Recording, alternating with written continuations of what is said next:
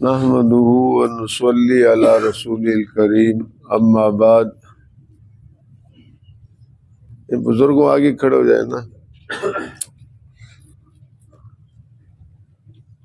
اما بعد فاعوذ باللہ من الشیطان الرجیم، بسم اللہ الرحمن الرحیم۔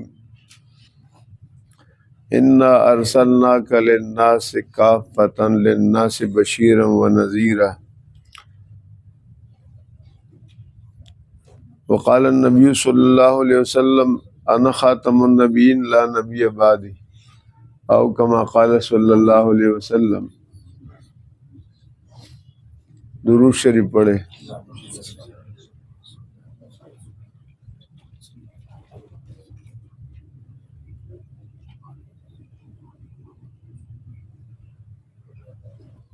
اللہ سبحانہ و تعالیٰ نے کلام مقدس میں جناب رسول اللہ صلی اللہ علیہ وسلم کو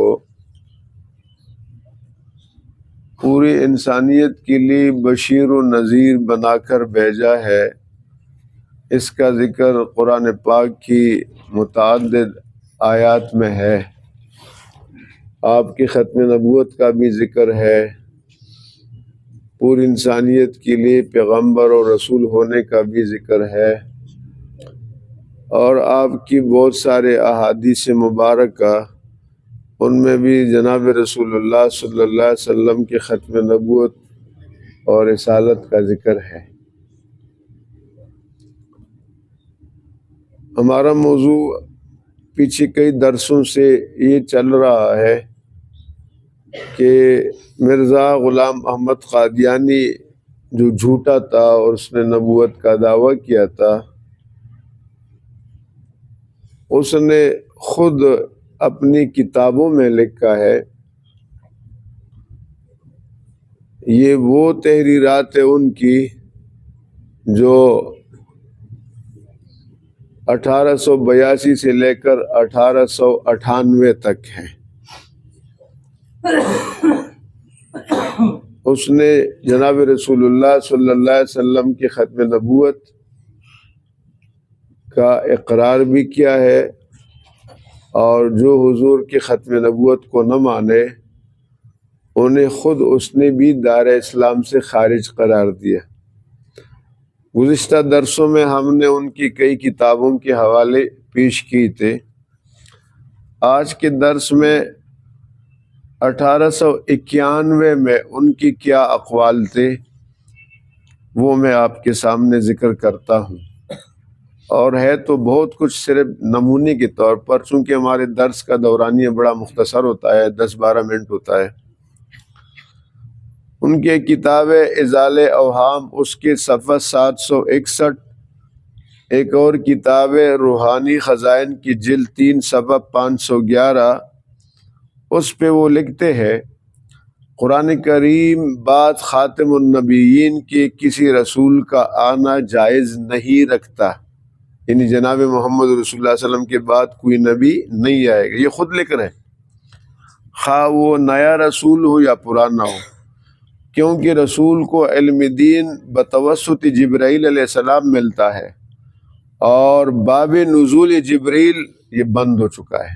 چونکہ وہی بند ہو گئی تو جبریل علیہ السلام کا آنا بھی بند ہو گیا، اور اب یہ بات خود ممتنع ہے کہ دنیا میں رسول تو آئے مگر سلسلے وہی رسالت نہ ہو، یہ بھی نہیں ہو سکتا۔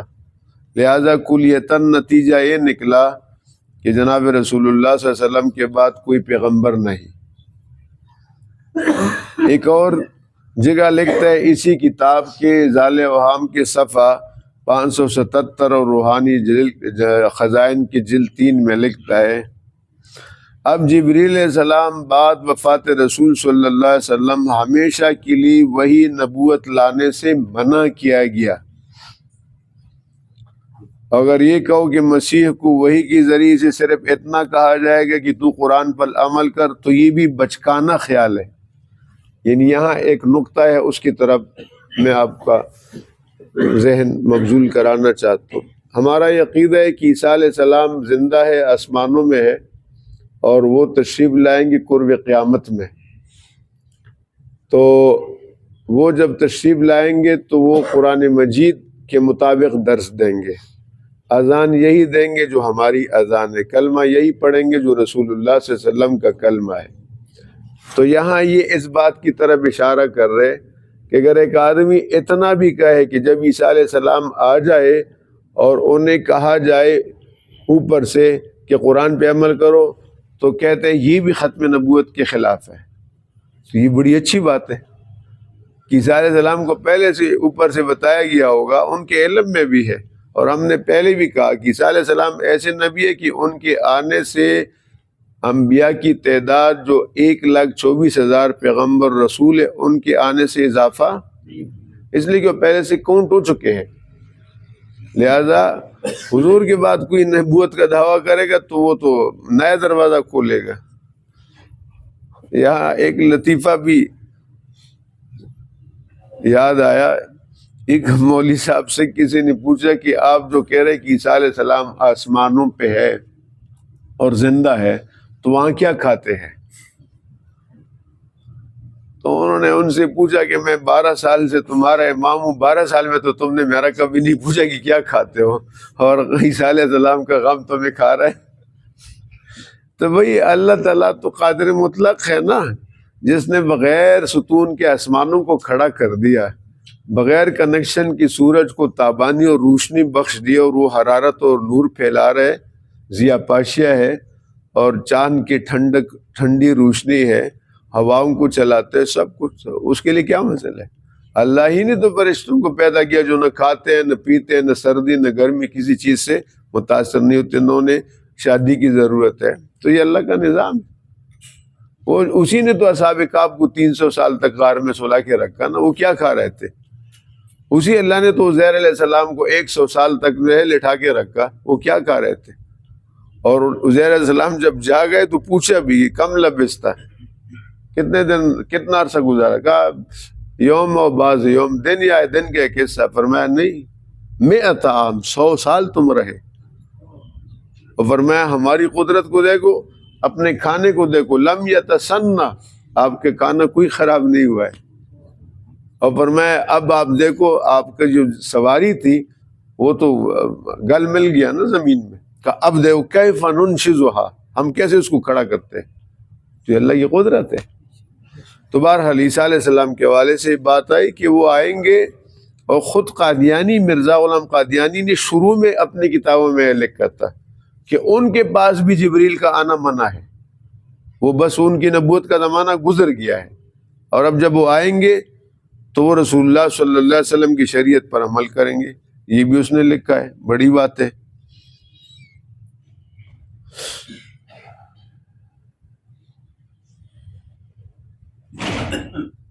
اس کے بعد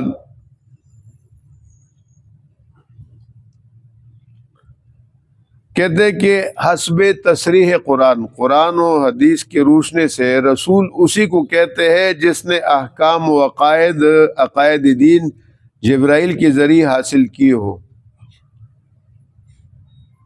لیکن وہی نبوت پر تو 1300 برس سے مہر لگ گئی ہے، لہذا اب کوئی نہیں آئے گا۔ اور خود قرآن نے جبریل علیہ السلام کے بارے میں فرمایا فَلَا أُقْسِمُ بِالْخُنَّسِ الْجَوَارِ الْكُنَّسِ وَاللَّيْلِ إِذَا عَسْعَسَ وَالصُّبْحِ إِذَا تَنَفَّسَ إِنَّهُ لَقَوْلُ رَسُولٍ كَرِيمٍ ذِي قُوَّةٍ عِندَ ذِي الْعَرْشِ مَكِينٍ مُّطَاعٍ ثَمَّ أَمِينٍ۔ إِنَّهُ لَقَوْلُ رَسُولٍ كَرِيمٍ، یہ کریم فرشتہ ہے، وہ لے کر آتا ہے، ذی قوت، طاقت والا ہے، کوئی اس کو پریشرائز نہیں کر سکتا، عند ذی العرش مکین، عرش والے کے ہاں اس کا بڑا مقام و رتبہ ہے، ثم امین، امانت دار ہے، مطاع، اور فرشتے ان کی بات مانتے ہیں۔ تو قرآن نے ان کی ڈیوٹی بتا دی ہے کہ وہی لاتے تھے۔ اس کے بعد